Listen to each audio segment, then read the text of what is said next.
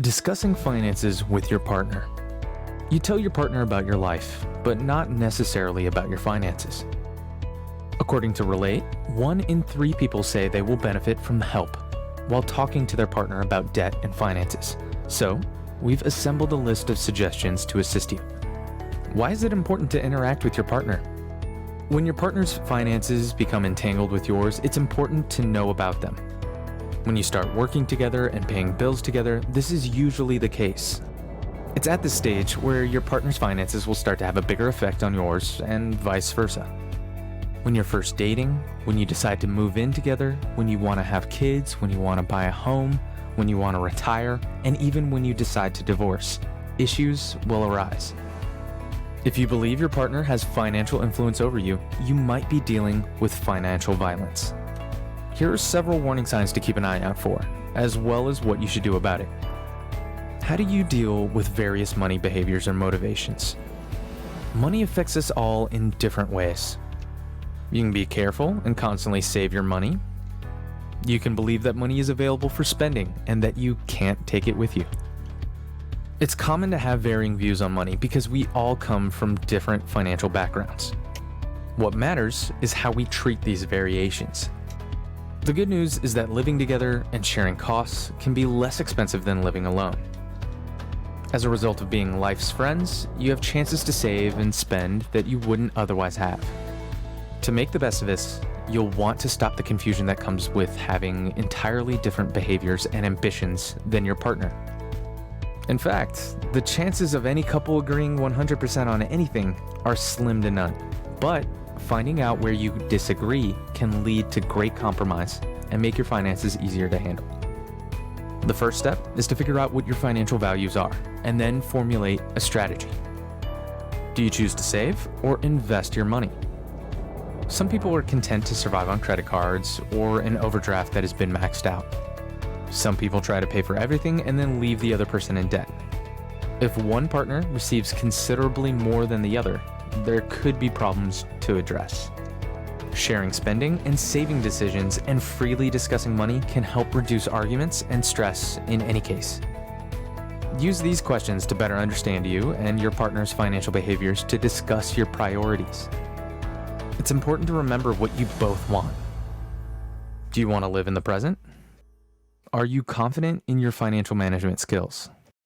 Do you believe it's important to keep track of your income and expenses?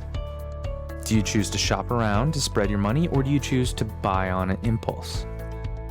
Are you willing to talk about money? Do you think it's necessary to make non-essential changes as your life changes? Do you ever seek financial assistance? Setting goals takes more time in a relationship, but it's necessary so you and your partner know what you're aiming for as your finances expand.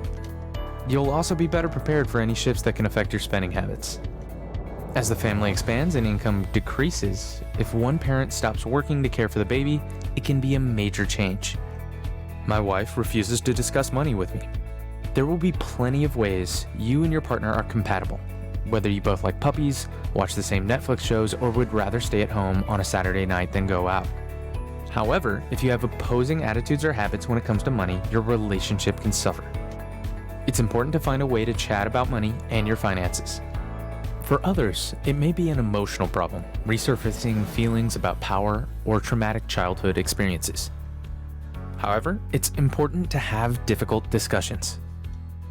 Some decisions should be taken together because they have a financial effect on both of you. This is more likely to be so the longer you've been with your partner. Money discussions can be exasperating for both partners. One person may believe they're being nagged, while the other may believe their finances are in jeopardy as a result of their partner's behavior. These 3 suggestions will help you to feel less frustrated. Make it easier for your partner. You won't be able to convince your partner to budget if they think it's too much hassle or they're afraid they won't be able to stick to it. Make a simple budget that includes all your essential expenses, such as your rent or mortgage, bills, and food. Then talk about how you're going to invest the rest of your money. Add certain things that both you and your partner would appreciate, such as a night out or money for a special home-cooked meal. Demonstrate to your partner that budgeting does not mean giving up anything you love. Put your disposable spending money into cash, so when that's gone, it's gone, and you don't have to worry about it. Stop the blame game by demonstrating to your partner that this talk isn't about who's good with money or who's poor with money, but about how you can work together to achieve your goals. If you don't want your partner to feel punished for their spending habits, this is especially important. Feeling judged will make you defensive, which will prevent you from getting the most out of the discussion. It discusses how to prepare for the discussion, how to launch the conversation, and how to handle negative reactions. The much-needed money chat will be simpler for you and your partner if you equip yourself with some tips. If communicating together is truly difficult, it could be beneficial for you or your partner to speak with someone who is not related to you first.